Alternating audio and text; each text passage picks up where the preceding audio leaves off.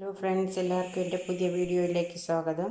ഇന്ന് ഞാൻ കൊഞ്ച് ബിരിയാണിയാണ് ഉണ്ടാക്കുന്നത്. അതിനാവശ്യമായ സാധനങ്ങളാണ്: കൊഞ്ച് അര കിലോളം എടുത്തിട്ടുണ്ട്, ഒരു 3 സവാള ചെറുതായിട്ട് അരിഞ്ഞത്, വെളുത്തുള്ളി ചെറുതായിട്ട് അരിഞ്ഞത്, പുതിനയില, ഇഞ്ചി ചെറുതായിട്ട് അരിഞ്ഞത്, ഒരു 4 പച്ചമുളക് ചെറുതായിട്ട് അരിഞ്ഞത്, 2 തക്കാളി ഇവ എടുത്തിട്ടുണ്ട്. ഇനി നമുക്ക് ഈ സവാള ഒന്ന് വറുത്തെടുക്കാം. നമ്മൾ ഉള്ളി കണ്ട് ഒരു പാനിനകത്തിട്ട് ചെറുതായിട്ട് ഫ്രൈ ആയിട്ട് എടുത്തിട്ടൊക്കെ ഈ കുറച്ച് ചുമന്ന് വരുമ്പോൾ നമുക്കിതിനെ കോരിയെടുക്കാം. ഈ വെളിച്ചെണ്ണയിലാണ് ഇത് വറുത്ത് കോരുന്നത്. ബാക്കിയുള്ള സവാള കൂടെ നമ്മൾ വറുത്ത് കോരുകയാണ്.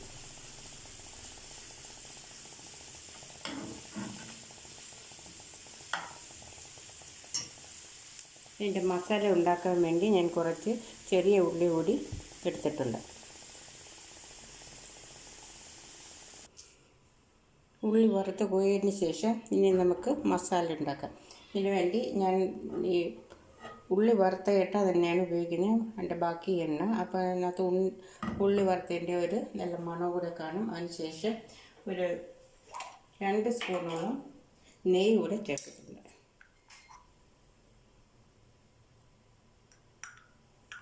1.5 സ്പൂൺ, 1.5 ആവശ്യത്തിന് ചേർക്കാം. ഇവിടെ നെയ്യ് ചേർത്തതിന് ശേഷം നമുക്കിനി മസാല ഉണ്ടാക്കാം.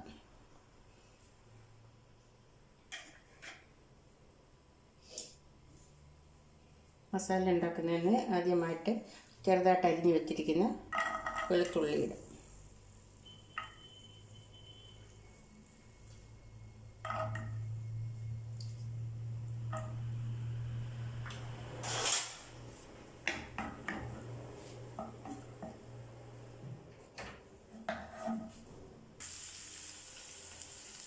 വെളുത്തുള്ളി ഒന്ന് വാടി വരുമ്പോൾ അതിന് വെച്ചിരിക്കുന്ന ഇഞ്ചി, പച്ചമുളക് ഇവ ചേർത്ത് നല്ലപോലെ വഴറ്റുക.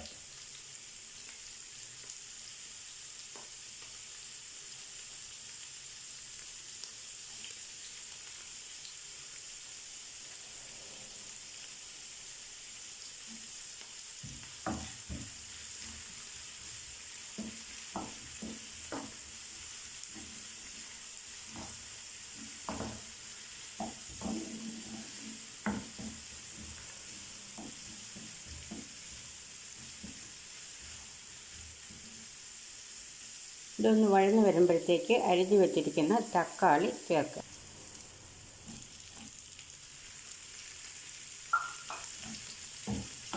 തക്കാളി ചേർക്കുക. അതിനുശേഷം ചെറുതായിട്ട് അരിഞ്ഞു വെച്ചിരിക്കുന്ന ചെറിയ ഉള്ളി കൂടി ചേർക്കുക.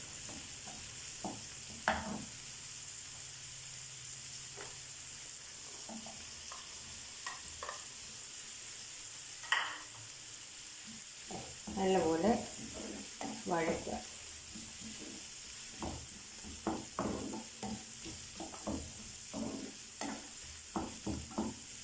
ഉള്ളിയും തക്കാളിയും എല്ലാം ഒന്ന് വാടി വരുന്നതിന് വേണ്ടി കുറച്ച് ഉപ്പ് കൂടി ചേർക്കുക.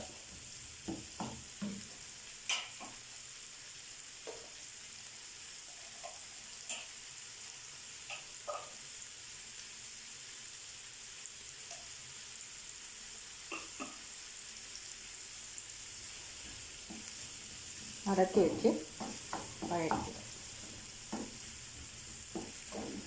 ഒന്ന് വാടി വരുമ്പോഴത്തേക്ക് ഇനി നമുക്ക് ഇതിൻ്റെ കൂടെ മസാലകൾ ചേർക്കാം.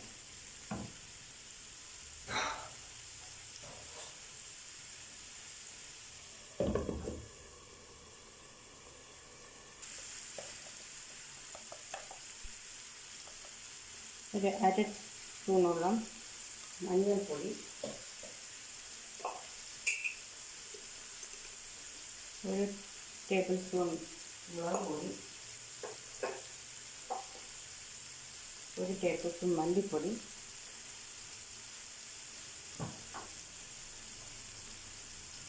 ഗരം മസാല പൗഡർ ചേർത്ത് നല്ലപോലെ ഇളക്കാം.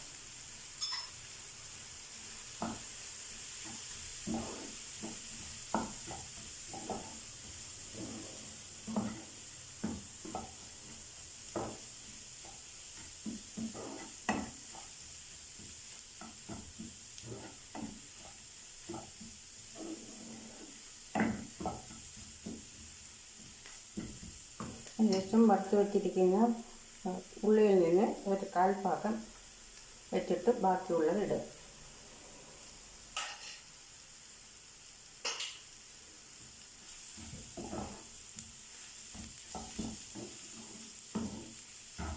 മസാല ഒന്ന് മൂത്ത് വരുന്നവരെ ചെറിയ തീയിൽ നിന്ന് വറുത്തെടുക്കുക.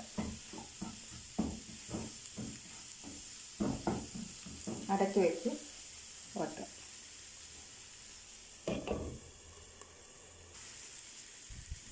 ഇതിൻ്റെ കൂടെ കുറച്ച് പുതിന ഇല ചേർത്തിട്ടുണ്ട്, ഇതിലിട്ട് ഇളക്കിയിട്ടുണ്ട്. പിന്നീട് അതിൻ്റെ കൊഞ്ച് വൃത്തിയാക്കി വെച്ചിട്ടുണ്ട്, അത് നമുക്ക് ചേർത്ത് കൊടുക്കാം.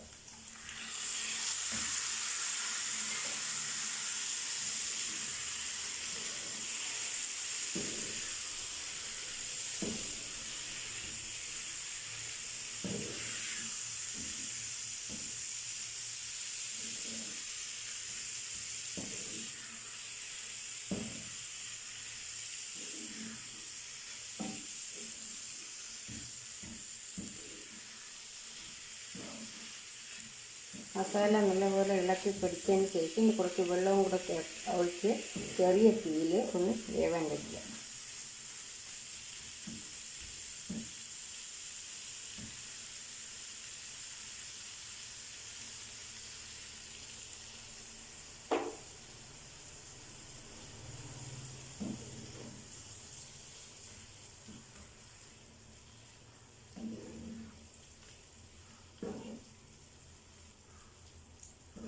അതിനുശേഷം നമുക്ക് ഇനി ചോറുണ്ടാക്കിയെടുക്കാം.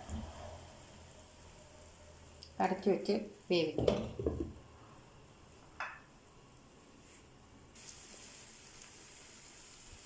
ഇതിൻ്റെ മസാല റെഡി ആയിട്ടുണ്ട്.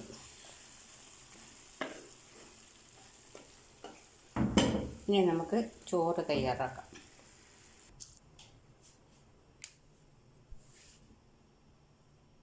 ചോറ് വയ്ക്കാനുള്ള പാത്രം വെച്ചിട്ടുണ്ട്. എന്നിട്ട് അതിനകത്ത് കുറച്ച് വെളിച്ചെണ്ണയും നെയ്യും കൂടെ ചേർക്കുക.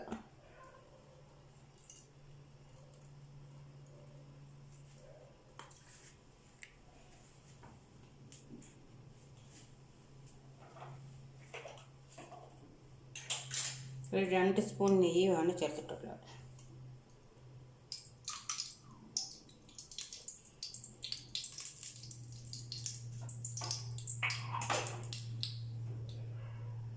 എണ്ണ ചൂടായിട്ട് വരുമ്പോൾ ഏലക്ക, ഗ്രാമ്പു, പട്ട, തക്കോല ഇത് പൊടിച്ചിടുക.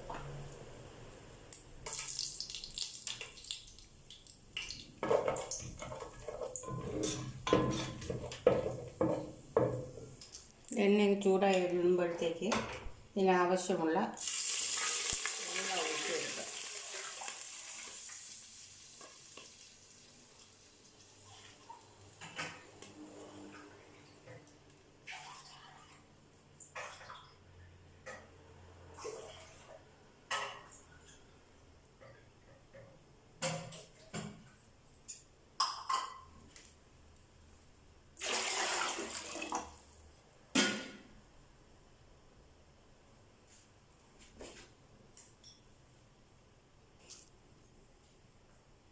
വെള്ളം ഒഴിച്ചതിന് ശേഷം ഞാൻ കൊഞ്ചിൻ്റെ സ്റ്റോക്ക് എടുത്ത് വെച്ചിട്ടുണ്ട്. അതും കൂടി ചേർത്തിട്ട് 3 ഗ്ലാസ് അരിക്ക് 7 ഗ്ലാസ് വെള്ളമാണ് ഞാൻ ചേർത്തിരിക്കുന്നത്.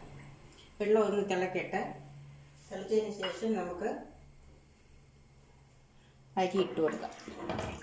ഇതിനകത്ത് ഞാൻ 1 സ്പൂൺ നാരങ്ങ നീരൂടി ഒഴിച്ചിട്ടുണ്ട്. ഇനി അരി ഇട്ടതിന് ശേഷം ഉപ്പ് ചേർക്കാം. ഇതൊന്ന് തിളക്കട്ടെ.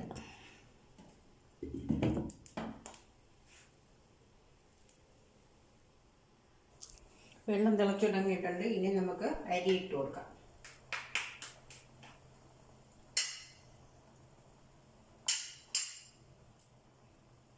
കഴുകി വൃത്തിയാക്കി വെച്ചിരിക്കുന്ന അരിയാണ്.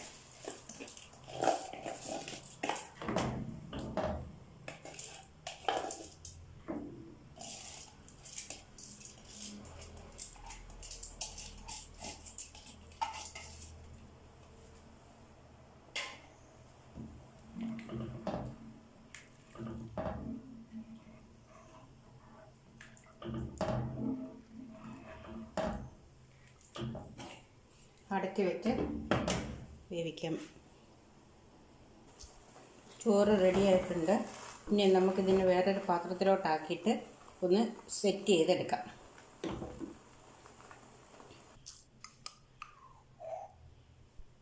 ഇതിൻ്റെ അടിഭാഗത്ത് കുറച്ച് നെയ്യ് ഒഴിക്കുന്നു. ഒരു 1.5 സ്പൂണോളം നെയ്യ് ഒഴിക്കുക.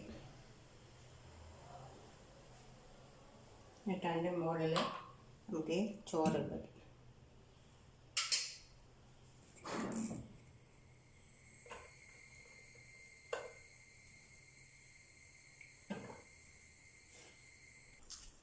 ചോറിട്ട് ഇനി അതിന് മുകളിൽ മസാല ഇടാം.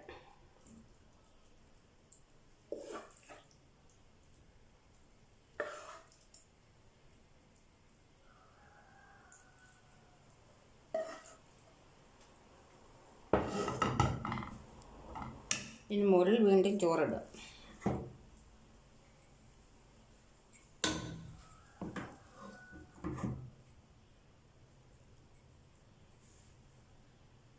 ഇനി ഇതിന് മുകളിൽ വറുത്ത് വെച്ചിരിക്കുന്ന ഉള്ളി കുറച്ച് പുതിനയിലയും ചേർത്ത് ഇടുക.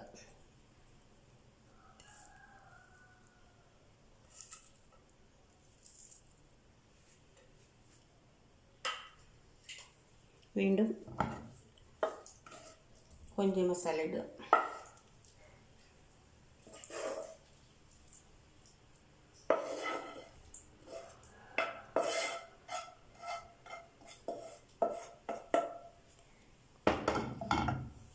അതിന് മുകളിൽ ഒരു ചോറിടുക.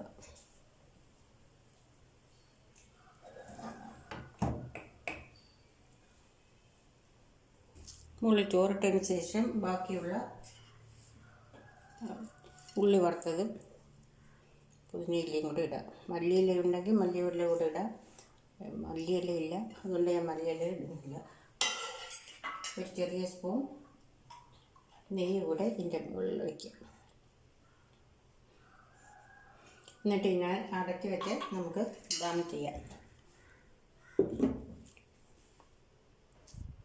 ദം ചെയ്യുന്നതിനായി ചൂട് കട്ടിയുള്ള ഒരു ദോശക്കല്ല് പോലൊരു പാത്രം എടുത്തിട്ടുണ്ട്.